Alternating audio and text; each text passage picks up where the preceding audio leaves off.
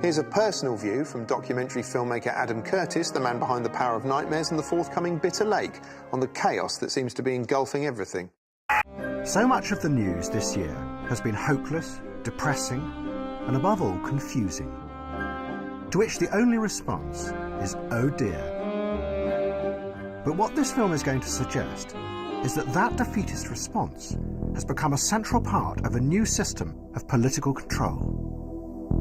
And to understand how this is happening, you have to look to Russia, and to a man called Vladislav Surkov, who is a hero of our time. Surkov is one of President Putin's advisors and has helped him maintain his power for 15 years. But he has done it in a very new way. Vladimir Vladimirovich Putin. He came originally from the avant-garde art world, and those who have studied his career say that what Surkov has done is import ideas from conceptual art into the very heart of politics. His aim is to undermine people's perception of the world, so they never know what is really happening.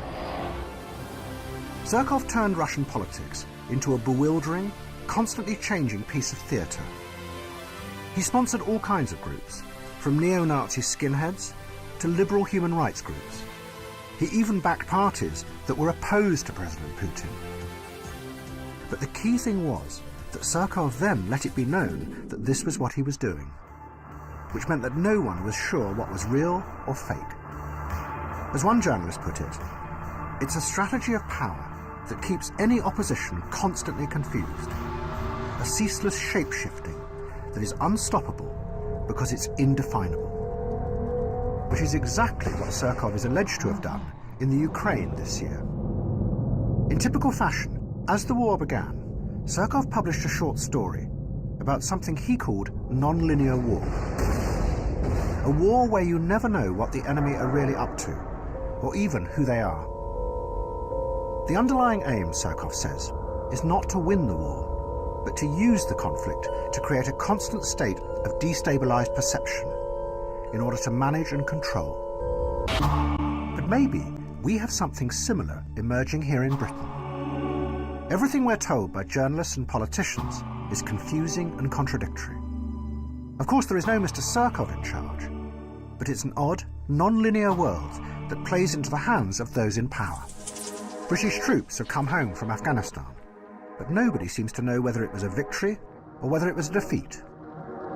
Aging disc jockeys are prosecuted for crimes they committed decades ago, while practically no one in the City of London is prosecuted for the endless financial crimes that are being revealed there.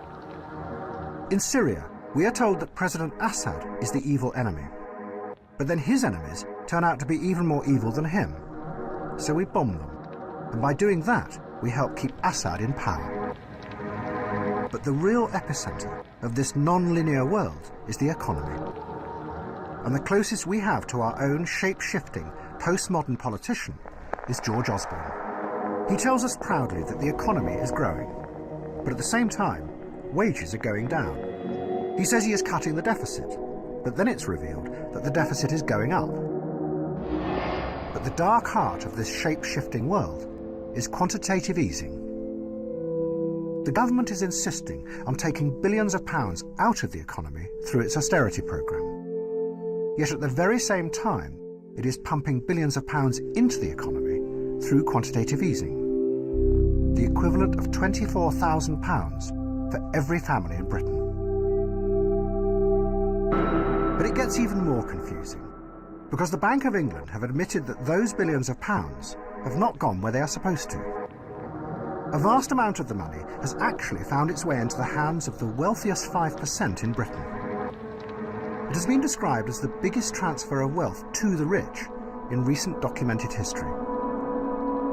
It could be a huge scandal, comparable to the greedy oligarchs in Russia. A ruthless elite siphoning off billions of public money. But nobody seems to know. It sums up the strange mood of our time, where nothing really makes any coherent sense. We live with a constant vaudeville of contradictory stories that makes it impossible for any real opposition to emerge, because they can't counter it with a coherent narrative of their own. and it means that we as individuals become ever more powerless, unable to challenge anything, because we live in a state of confusion and uncertainty.